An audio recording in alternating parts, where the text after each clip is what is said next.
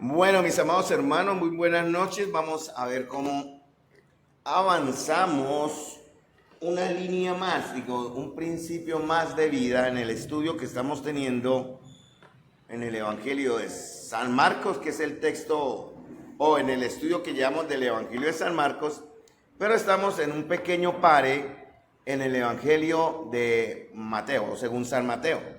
Y estamos viendo en el Evangelio de Mateo la parte que le falta, o no que le falta, sino que Marcos no fue llevado a escribir por la voluntad de Dios, pero Mateo sí nos da unos detalles muy hermosos de él mismo, en cierta manera, porque a través de Mateo su fe y la de sus demás compañeros fue mejorada al ver en la experiencia de uno de sus, pues valga la palabra también compañeros, como fue Pedro, una forma de aprender y de conocer el amor del Señor y su cuidado en toda circunstancia. Lo que estamos viendo en Mateo, vamos entonces a Mateo capítulo 14.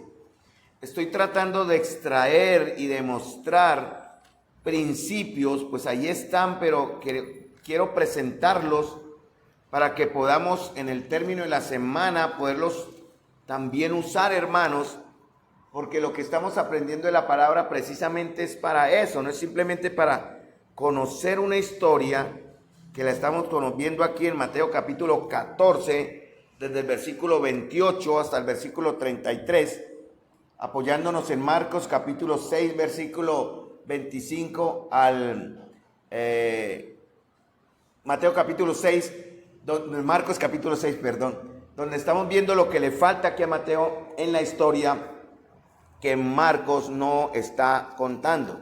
Entonces, mis amados hermanos, vamos a ir a Mateo capítulo 14, versículo 30. Aquí estamos, hemos estado un buen tiempo acá, porque a través de algo que Pedro nos está mostrando, vamos a ver si hoy cómo llegamos al texto que pusimos como comparativo, como el texto de respaldo doctrinal, porque Pedro nos está mostrando la vivencia, Pedro nos está mostrando la experiencia, y Corintio nos está enseñando la doctrina.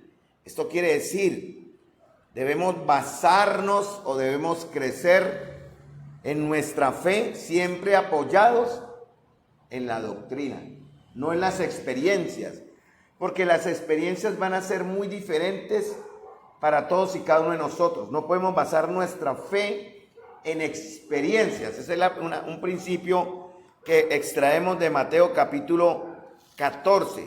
Desafortunadamente o tristemente, muchos cristianos invierten el orden, ¿cierto? Ellos para tener fe deben sentir primero.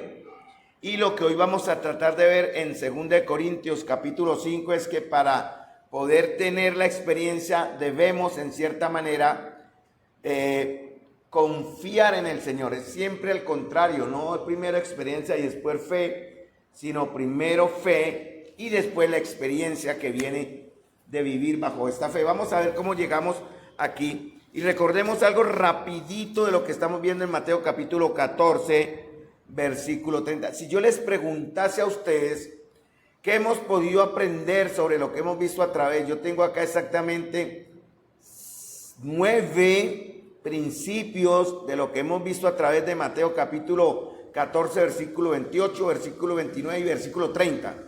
Tengo aquí exactamente 9 principios. No sé si ustedes se pueden acordar de algunos. Me hacen falta los del verso 31, pero les voy a recordar algunos para que sepamos cómo vamos en Mateo capítulo 14, versículo 28. Vimos 3 principios de vida, que era Pedro y la fe que reconoce al Señor. Un principio de vida para tener una experiencia cristiana o de fe es primero reconocer al Señor. Eso está en Mateo capítulo 14, versículo 28. Lo segundo que vimos es que nuestra fe tiene que estar basada en algo concreto. La fe y la experiencia del creyente, o sea, su acción y su obediencia, tienen que estar amarrados y sujetos a la palabra de Dios. Y en este caso específico, verso 28, a la palabra de Cristo. Si eres tú, manda que yo vaya a ti. Y él dijo, ven. Y tercero, en nuestra experiencia cristiana, muchas veces nuestra experiencia de vida como creyentes no garantiza la seguridad. Hemos olvidado fácilmente la exhortación o el consejo del Señor cuando dijo en Juan: en el mundo tendréis aflicción, y las aflicciones van a venir de muchas maneras y bajo muchas formas. Pero lo que nos va a dar la victoria sobre esas aflicciones no es estar seguros y no tenerlas, no es no pasar pruebas. Nadie quiere sufrir, no es grato sufrir, no es grato tener miedo, no es agradable tener inseguridades, pero la palabra de Dios dice que sí necesitamos en cierta manera, y el mismo Pedro más adelante en su epístola lo habla. Pedro habla muchas de las cosas, y en algún momento iremos a algunas de ellas, que él vivió en su experiencia como discípulo estando el Señor. Una de esas cosas la hablamos ahora con una hermana que estaba pidiendo una asesoría acá con Liliana, y le hablábamos del texto de 1 de Pedro capítulo 5, echad toda vuestra ansiedad sobre Él. ¿Y por qué echamos toda ansiedad sobre Él? Porque, da la razón, Él tiene cuidado. ¿Quién de nosotros se atreve? Y realmente lo hacemos, ¿no? Muchas veces dudamos de si el Señor nos habla directo, aún así dudamos, pobre de nosotros. Pero en esta primera experiencia en el mar aquí, donde Él en realidad va a mostrar una fe que es débil pero apreciable, una fe valiosa. Pedro va a mostrar una fe inmadura, pero es una fe que el Señor después modela y moldea para su gloria. Entonces, Pedro y la fe que no busca su seguridad, sino estar con Cristo. Cuando queremos estar con Cristo, hermanos, nuestro enfoque como iglesia, nuestro enfoque como creyentes, nuestro enfoque personal en la vida y en el trabajo es precisamente eso.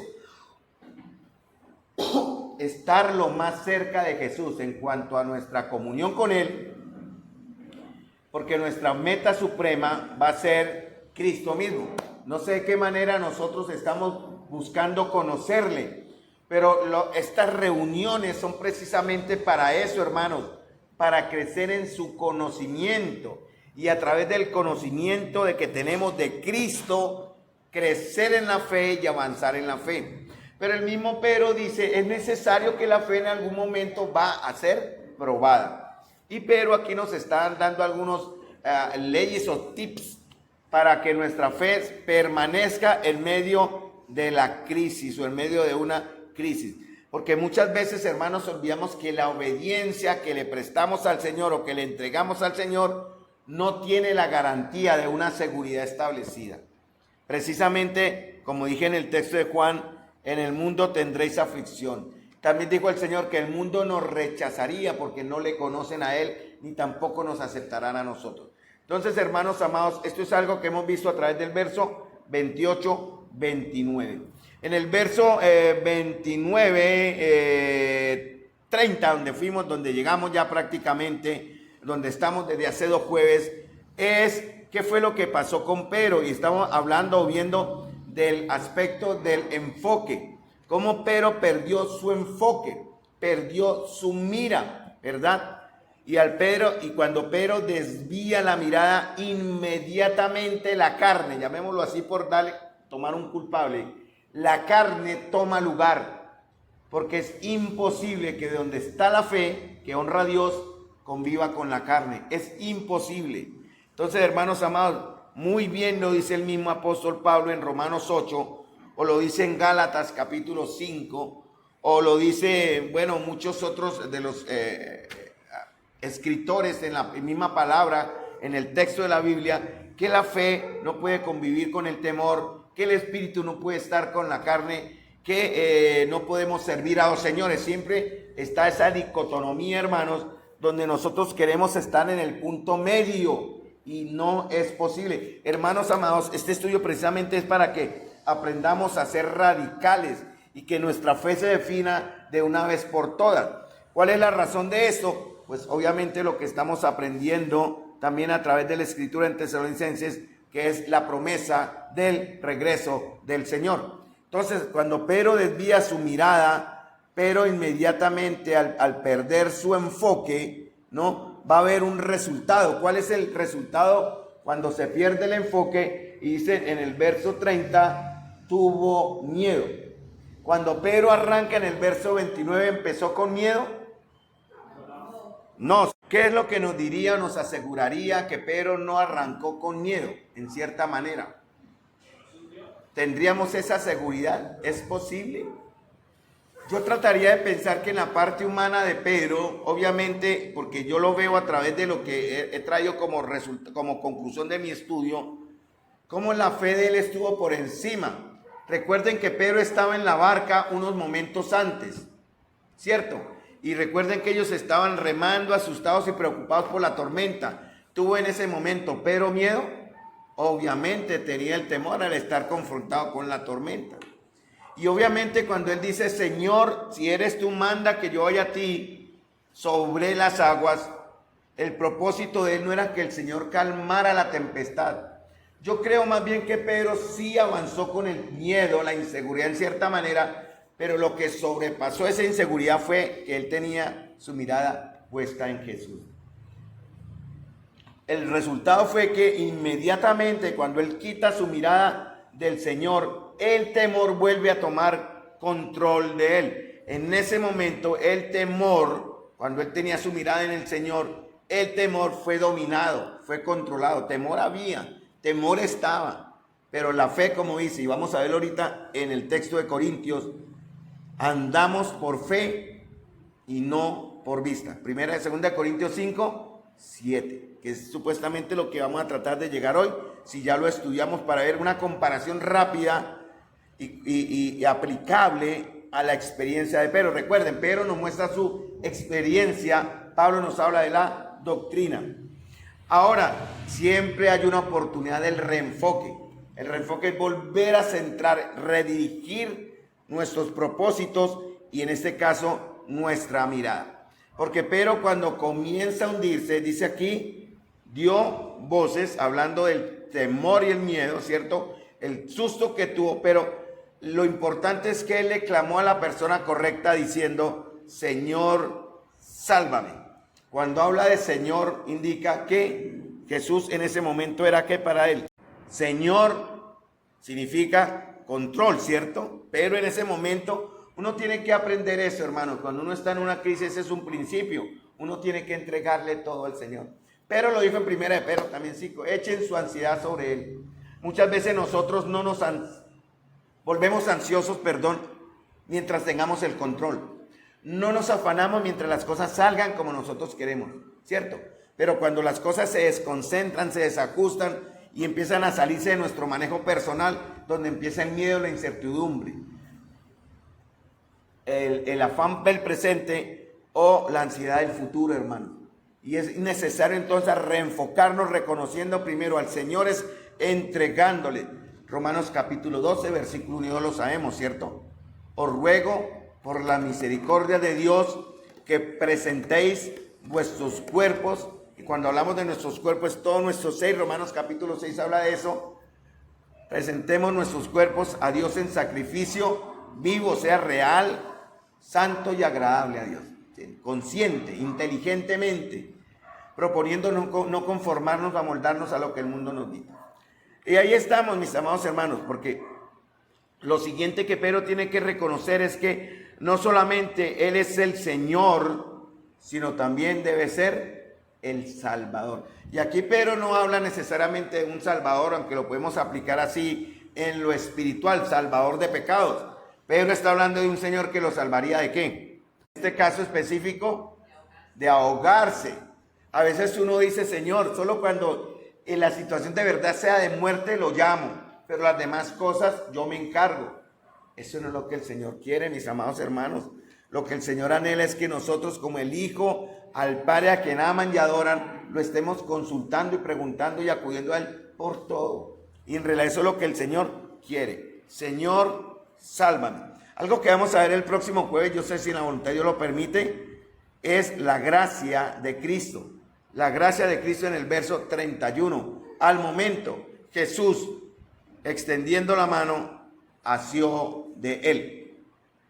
No fue que él cogiera a Jesús, no es posible. Fue Jesús quien en realidad lo atrapó o lo agarró sin soltarlo. Muy bien, vamos a ir, hermanos amados, porque quedamos en el momento de quiebre, en el verso 30.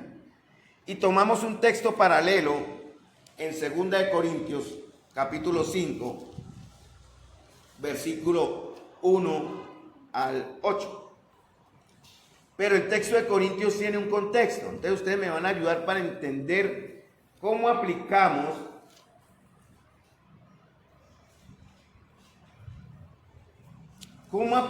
entonces la doctrina a la experiencia de Pedro, ¿cierto? O sea, la enseñanza de la Biblia, llamemos así, a la experiencia de Pedro.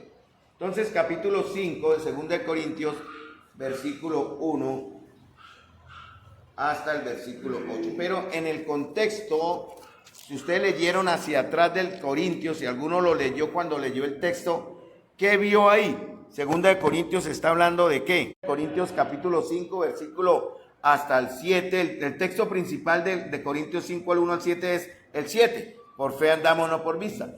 Pero Pablo llega a hablar de ahí, de eso por algo. Y Pablo está hablando de algo. ¿De qué habla? Y lo está comenzando para darles una idea desde el verso 7. Desde el verso 7 del capítulo 4. Y Pablo en su generalidad está hablando de ¿qué?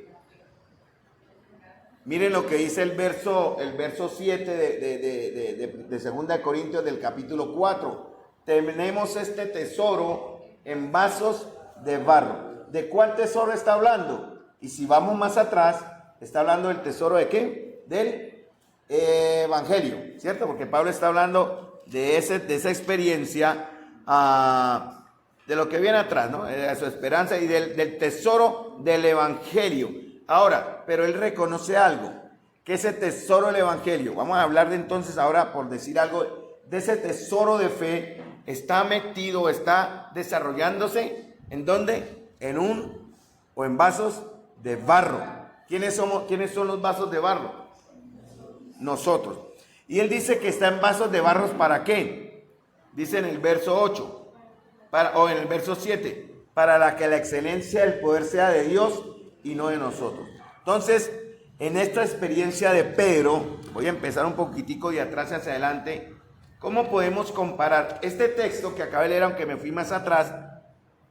Está en 2 de Corintios, también reconocido en el verso 9-10. Ahí está ese primer principio.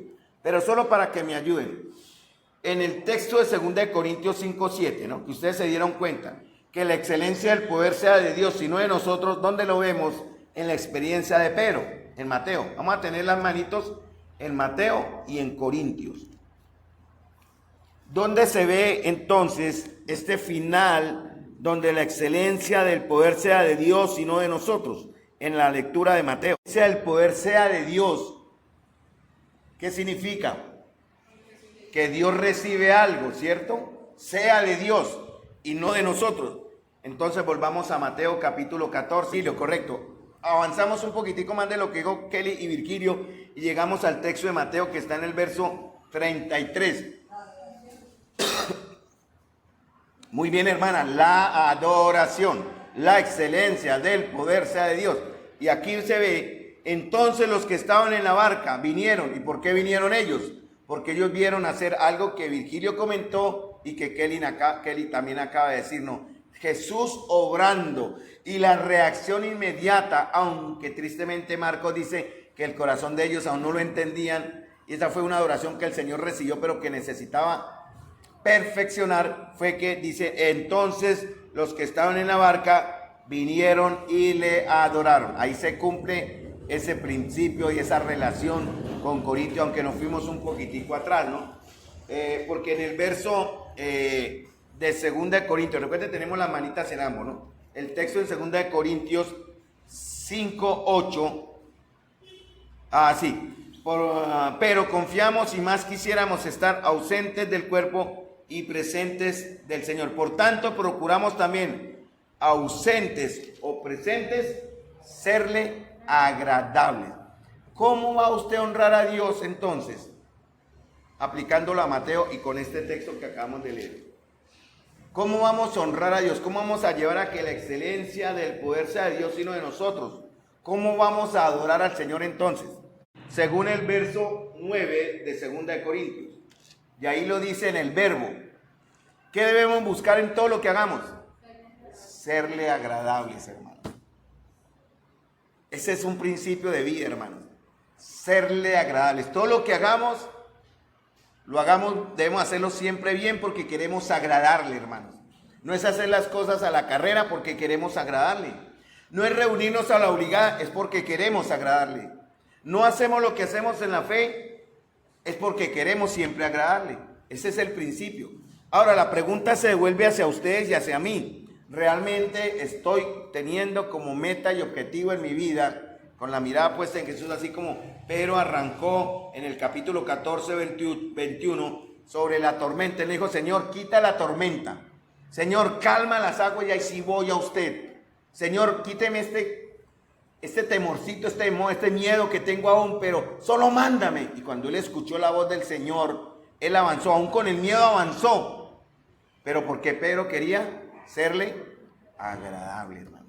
Ese es el concepto también que vamos a ver acá. Muy bien, entonces sigamos. Aquí ya me tendría que ir a las vistas que tengo. Y allá es porque, perdón, acá. Listo. Voy a irme al PowerPoint que preparé, o que teníamos desde el jueves anterior, que está aquí. Y ahí voy a resumir, aquí como una pequeña introducción, pero como ustedes son tan juiciosos y estudiaron, me van a ayudar, ¿cierto? Entonces, estamos aquí en este texto, ¿sí? Estamos ahí, ¿no? Pero tuvo miedo, su cambio de enfoque. Segundo, el resultado de perder el enfoque es el temor, el desánimo, el desaliento. Pablo lo habla en 2 de Corintios, y me voy un poquitico atrás porque pues yo sé que algunos lo hicieron, y si no lo hicieron, pues hoy lo vamos a hacer. ¿En qué texto de 2 de Corintios capítulo 4:7 hasta el 5:7 habla de este término del resultado de perder el enfoque? Cosas que nos pueden hacer perder el enfoque. En 2 de Corintios capítulo 4 versículo 7. Me fui un poquitico atrás, pero hay que tenerlo en cuenta. Ya vamos al capítulo 5. Aspectos nos pueden llevar a perder el enfoque. Y Pablo dice: para que la excelencia del poder sea de Dios y no de nosotros, que estamos atribulados, mas no desesperados. ¿Dónde se pierde el enfoque? ¿Cuál de las dos palabras? ¿Dónde se pierde el enfoque? ¿Está mal o bien no ser atribulados? Es la pregunta que hago. El desenfoque ya vimos en el texto, viene del desespero, en cierta manera perder la esperanza, ¿cierto? Ahora les hago la pregunta: ¿está bien o mal ser atribulados? No está mal, y ni nos atrevamos a dudar de Dios si estamos siendo atribulados, hermanos. Porque Pedro dice: es necesario que nuestra fe sea aprobada.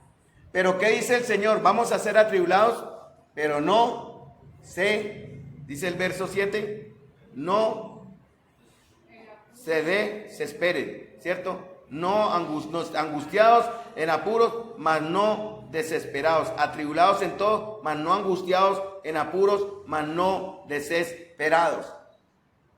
Que estamos atribulados en todos, mas no angustiados. O sea, la pregunta sería, volvemos a lo mismo: ¿dónde se pierde el enfoque? Para reconsiderar la respuesta ahora sí. En la angustia, ¿cierto? ¿Podemos estar atribulados? Sí, pero no nos angustiemos. ¿Qué significa angustia entonces? Entonces dice, nos podemos estar atribulados, mas no nos vamos a dejar aplastar o angustiar. La palabra angustiar es aplastarse por la carga. O sea, ¿cuál es? Vamos a hacer entonces, lo positivo, ¿cuál sería? En el de Corintios, la tribulación. Lo negativo, ¿cuál sería? La angustia o el ser aplastados, que es la nueva versión. Listo, sigamos. En apuros, podemos estar en apuros. Esta semana estuve en apuros y apliqué Tesalonicense y me salvé, hermanos, porque me llegó una situación en el carro y me vi apurado, y yo llamé a mi esposa y dije: no voy a contradecirme. Y le di gracias a Dios por ese apuro, y no llegó la desesperación. Mire, no me dejé ganar por la desesperación. Entonces volvamos al verso. ¿Vamos a estar en apuros? Sí, muchas veces. Pero ¿qué dice el Señor? no nos desesperemos. ¿Qué dice en la Biblia? Corríjame ahí, por favor. Estamos perplejos, pero no caemos en la desesperación. Ah, él cambia, usa la palabra perplejo por apuros. ¿Qué es perplejo? ¿Cómo qué? Perplejo es como no, perplejo es como sorprendido, ¿no? Me cogió fuera de base. A mí me pasó eso esta semana. Me fui por un arreglo del carro bobito ahí y me cogió fuera de base y fueron 300,000 pesos. Me tocó fuera de base, que, uy, pero ¿cómo? Pero Carlos, si no lo arregla, el daño le sigue. Ah, bueno, arreglo. Muy bien.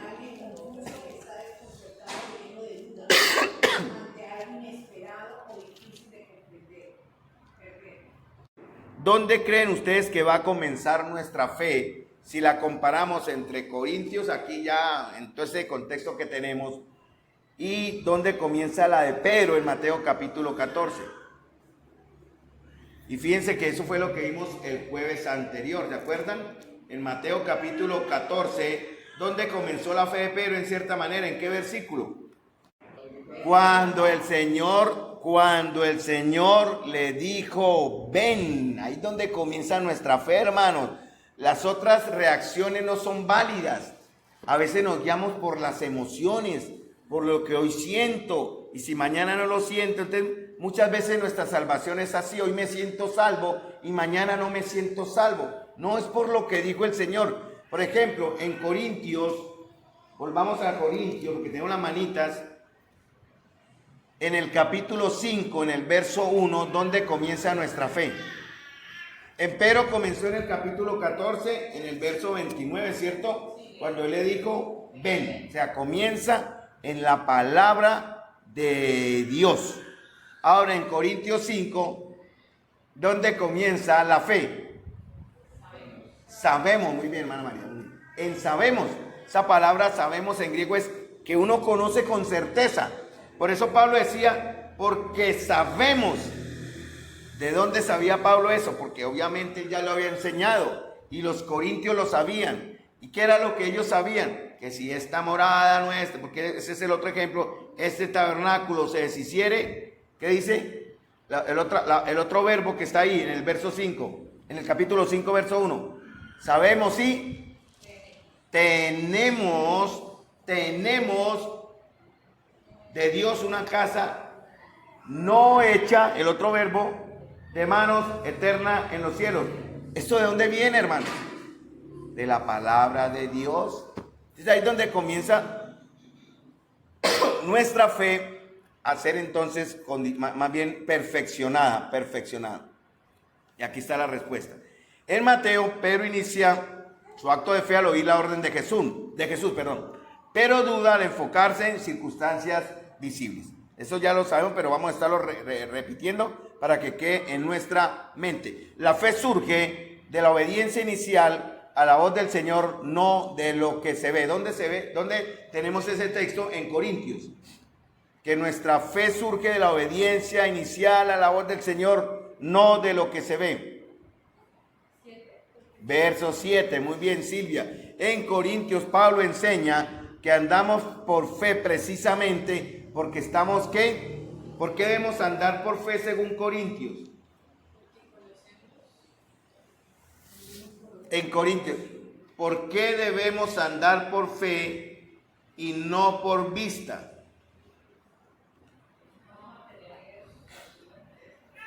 Pero en el texto de Corintios es el verso 7. Por fe andamos, no por vista. Pero si ustedes se echan un verso atrás, el verso atrás, ¿por qué debemos? En el verso 6 lo dice. ¿Qué más? Sabiendo que es un verbo de acción mío, sabiendo que mientras estoy, ¿qué? ¿Cómo? Ausentes del Señor. ¿Qué más? Vean. Y sabiendo que entre tanto que estamos en el cuerpo, estamos ausentes del Señor. Ahí donde Pablo dice, por fe andamos, no por vista. ¿Por qué debemos andar por fe y no por vista? Ahora digan lo que está en el verso que acabamos de decir. Porque estamos presentes en el cuerpo, pero ausentes en el Señor. Esa es la respuesta. Pedro en ese momento estaba, por decirlo así, presente en un cuerpo limitado, en un cuerpo sujeto a la masa, por ejemplo, en el peso, en un cuerpo sujeto al miedo, al temor, a las circunstancias, a lo que sus ojos veían. Él comienza a andar. ¿Cuánto pesaría Pedro? Digamos 80 kilos. Así se hubiera hundido si tenía 40 o si tenía 100 kilos. Eso irá igual. En el momento en que la prueba llega, la prueba no va a respetar esa parte humana de nosotros. La prueba va a venir las circunstancias. Y en este caso es cuando debemos aplicar que por fe andamos, no por vista. Porque estamos en este cuerpo, hermanos. Y tengamos que entender eso. Van a venir situaciones. Para eso la iglesia está. Bueno, ya aquí coloqué la respuesta, que fue lo que vimos el jueves anterior, ¿no? ¿Qué más? Bueno, ya puse la respuesta, pero me adelanté, pero igual. Segunda de Pedro 3:13. Pero según su promesa, creo que la hermana María lo mencionó, nosotros esperamos nuevos cielos y nueva tierra en los cuales mora la justicia. ¿Listo? ¿Hasta ahí todo me han entendido? ¿Hay alguna duda al respecto sobre este primer principio? Listo. Vamos al segundo. Milagro. ¿Cuál fue el milagro, en cierta manera, que Pedro realizó en Mateo capítulo 14? ¿Qué fue lo sobrenatural? Andar sobre las aguas, ¿cierto? Esa es la victoria sobrenatural. Pero hace lo imposible humanamente. Él desafía leyes naturales mientras tiene sus ojos en Jesús. Ahora, ¿cuáles son nuestros imposibles? Quisiera preguntarles. ¿Cuáles son? Para Pedro era esa circunstancia, la tormenta, el agua burbujeando, el viento arreciando. Y para él no fueron cosas que lo frenaron en ese momento. Más adelante fueron otras cosas incluso menos importantes. Pero para nosotros, ¿cuáles son nuestros imposibles? Díganme un imposible que ustedes tengan ahora que les puede impedir en cierta manera, voy a usar la palabra con respecto, ver el milagro de la obra de Dios en nosotros. Nuestra mentalidad carnal es un imposible. Muy bien, otro imposible. El temor que estamos hablando, otro. ¿Cuál? La duda. ¿Cuál? Circunstancias más reales. Por ejemplo, la hermana María tiene ahorita, voy con respeto, pongo el ejemplo, un imposible. ¿Cuál sería el imposible en su contexto más general para María? La salud, las situaciones de salud están fuera de control, son imposibles. La salvación de su esposo fuera de control es un imposible. Pero el Señor puede hacer el milagro, hermanos, salvando a Juan, sanando a Juan y haciendo lo que Él en su voluntad quiera. Pero la hermana María necesita entender que está en un proceso también y será la voluntad de Dios buena, agradable y perfecta. ¿Cuál otro imposible tenemos nosotros? Díganme en otros como más reales de nuestra vida, que ustedes estén viviendo ahora como un imposible. Creo que llegamos ya al cielo y no hay nada que nos aflija. La salud, para otros la economía, para otra puede ser una relación, el agotamiento, muy bien, muchas cosas, el estrés laboral, los hijos pródigos, imposibles también, situación personal. Hay tantas cosas que pueden ser un imposible para nosotros. Entonces, ¿cuál es en el capítulo 5 ese imposible que se ve en Corintios? 2 Corintios 5. Hay varios que aparentemente es imposible. Pero sí, usted gime, usted suspira, pero ¿de qué? ¿Cuál es el imposible ahí? ¿Qué es lo que humanamente puede ser si no tenemos esa fe real? Llegar al cielo, muy bien, pero ¿llegar cómo? Y Pablo lo dice más directamente. Con un cuerpo diferente. Allá en el cielo no habrá dolor, enfermedad. Por eso Pablo dice acá, que mimos, y Marta le faltó avanzar un poquito, deseando ser revestidos de aquella nuestra habitación celestial, hermanos. ¿Eso es imposible para Dios? No, pero Él nos promete. Dice, los que estamos en este tabernáculo gemimos con angustia porque no quisiéramos ser desnudados, sino revestidos para que lo mortal sea absorbido por la vida. He ahí el imposible en 2 Corintios. Muy bien. Eso es lo que tenemos acá, ¿no? Lo mortal sea absorbido por la vida. La fe va a vencer lo imposible. La fe va a vencer lo que nuestros ojos humanos quieren ser agradados, ¿verdad? Nosotros no queremos sufrir, nosotros queremos que todo sea perfecto. Pero al oír, nosotros oiremos su voz que transformará nuestro cuerpo en humillación. Muy bien, aquí hay una aplicación, hermanos, que nos permite como resumir. Estamos sacando muchas aplicaciones. Algo que estamos viendo ya en la parte final del curso de predicación es precisamente cómo aplicar un texto. Y aquí lo estoy practicando. O sea, cómo pasar a nuestra vida real, algo que ellos enseñan como es lo que Pedro quería enseñar en ese momento, o Pablo quería enseñar en ese momento, a compararlo con el aspecto del carácter de Dios, que es lo que va a permitir traerlo a nuestro tiempo y aplicarlo. Por ejemplo, vamos a ver algo, en este caso, en la prueba debemos mirar a Cristo antes que el problema. Eso es algo que se obtiene con disciplina, hermanos, y con constancia, porque muchas veces nosotros queremos aliviar el problema después de, o antes de, de considerar al Señor. Casi siempre, yo he escuchado, hermanito, ore porque tomé esta decisión. ¿Ya para qué oro? ¿Ya para qué? Pues bueno, verdad que la decisión haya sido la correcta, ¿no?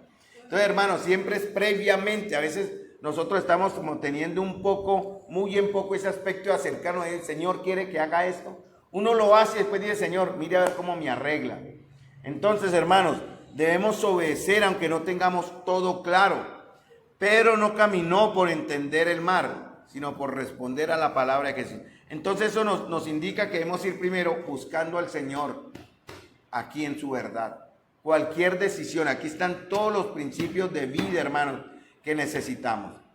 Entonces muchas veces nosotros medimos nuestra vida, nuestra seguridad, nuestra comodidad, nuestra propia fe por lo que es visible.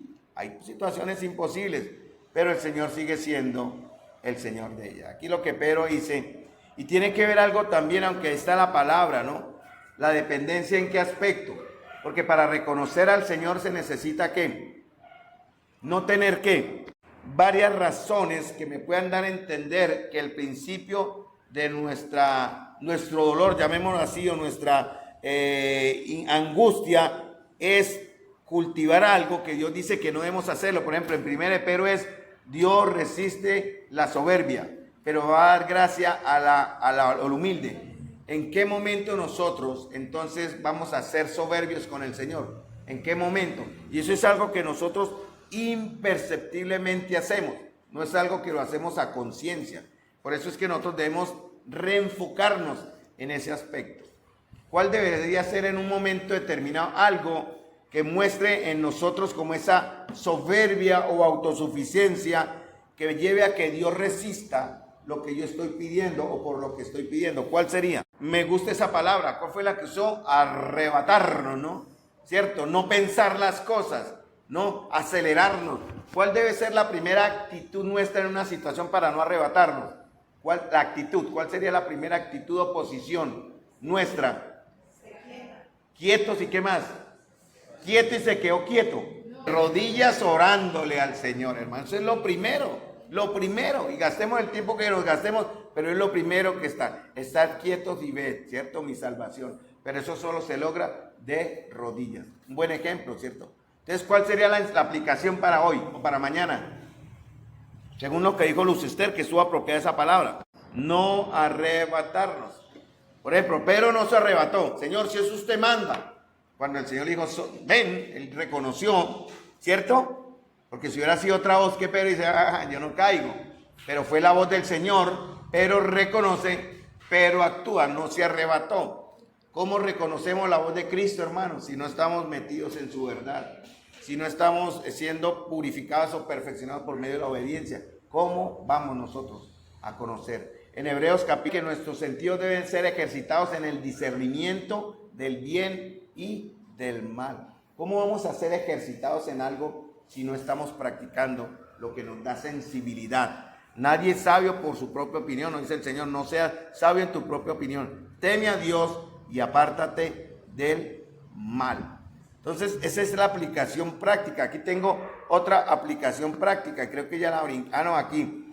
Lo que faltaba, debemos usar las crisis, hermanos, para aprender. ¿Cuántos de nosotros, vamos a terminar acá, pueden decir verdaderamente, yo he aprendido de una crisis. O usted es como el necio que tiene que ser una vez y otra vez y otra vez, dice el Señor, son como el mulo que no entienden. Entonces, ¿cuántos de nosotros podríamos decir en verdad, estoy superando esa actitud de soberbia, me estoy humillando bajo la poderosa mano de Dios y Él en su gracia me está sosteniendo? Sin arrogancia y sin engaño, yo podría decir yo estoy aprendiendo. ¿Que cometo errores? Sí, pero cada vez menos.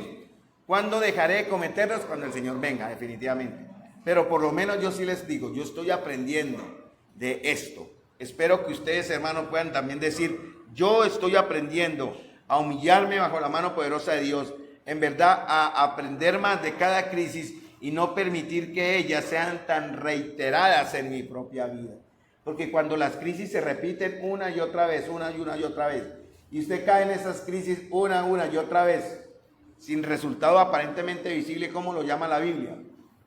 La Biblia tiene un nombre para esa clase de personas: necios.